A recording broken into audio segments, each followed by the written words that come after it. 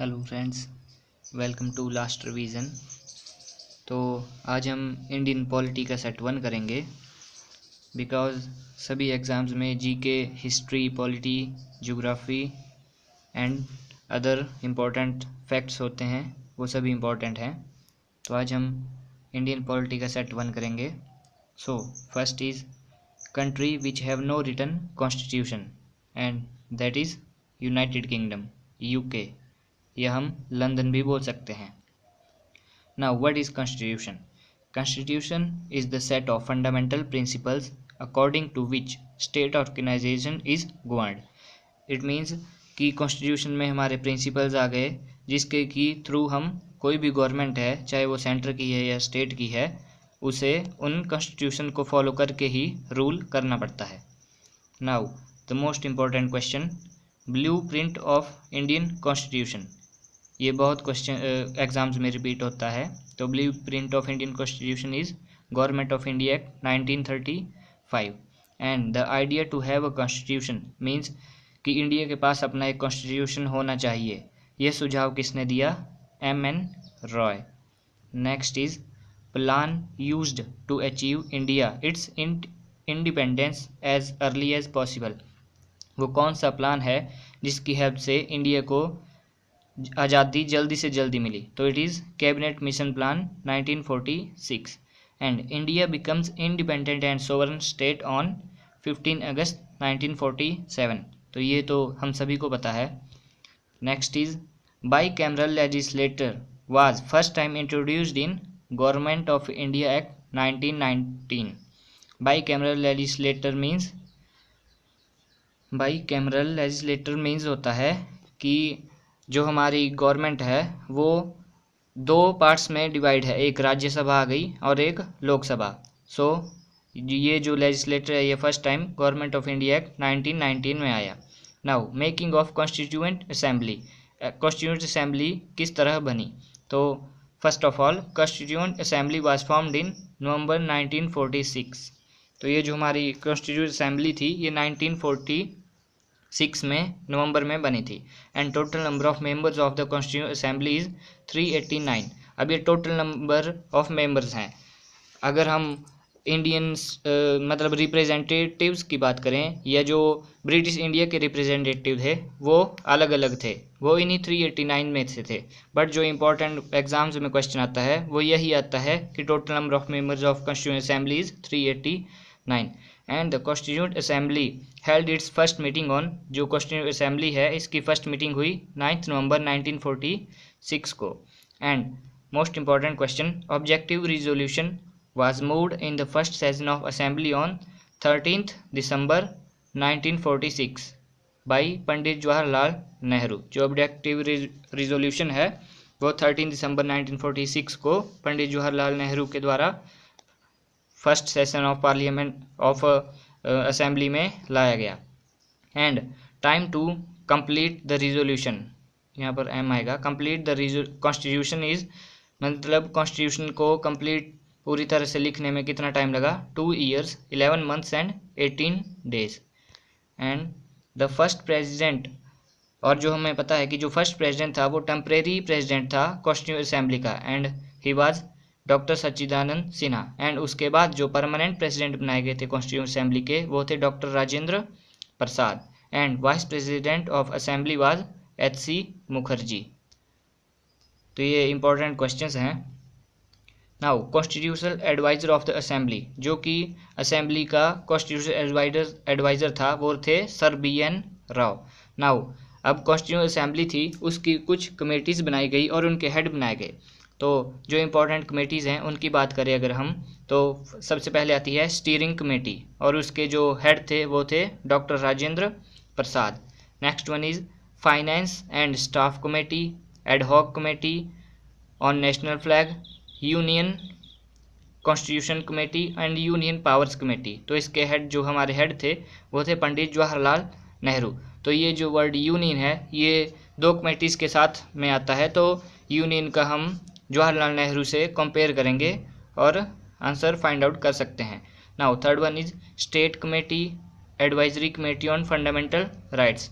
ये है सरदार वल्लभ भाई पटेल इस कमेटी के हेड हैं। Now the next one is drafting committee.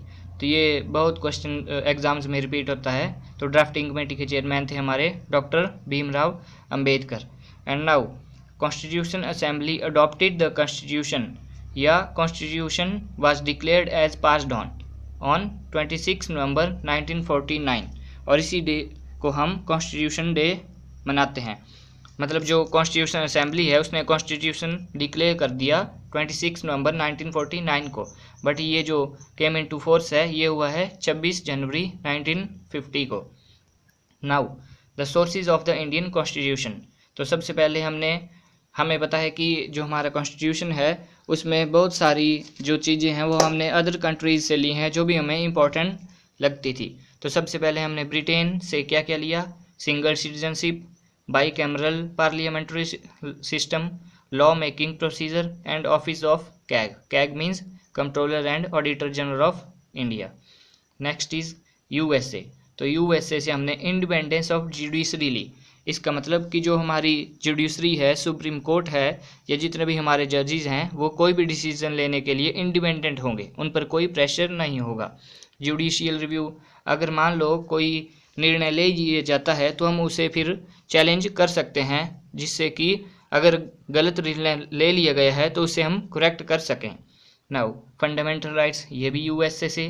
Preamble जो कि हमारे कॉन्स्टिट्यूशन का एक इम्पॉर्टेंट पार्ट है, ये भी यूएसए से लिया गया है। And post of vice president, ये भी यूएसए से ही ली गई है। Next is Canada. कनाडा से लिया है हमने क्वासी फेडरल स्ट्रक्चर। अब क्वासी फेडरल स्ट्रक्चर का मीन्स क्या होता है कि powers are not equal between centre and state. Means जो हमारा सेंटर है उसके पास ज़्यादा पावर है एज कम्पेयर टू स्टेट, और जो स्टेट के पास पावर्स हैं वो सेंटर के पास नहीं होती, और जो सेंटर के पास हैं वो स्टेट के पास नहीं है। Next is USSR. USSR was disintegrated into 1991। मतलब जो हमारा रशिया है वो यूएसएसआर से अलग होकर 1991 में बना है, बट उससे पहले ये सोवियत संघ के पार्ट्स थे।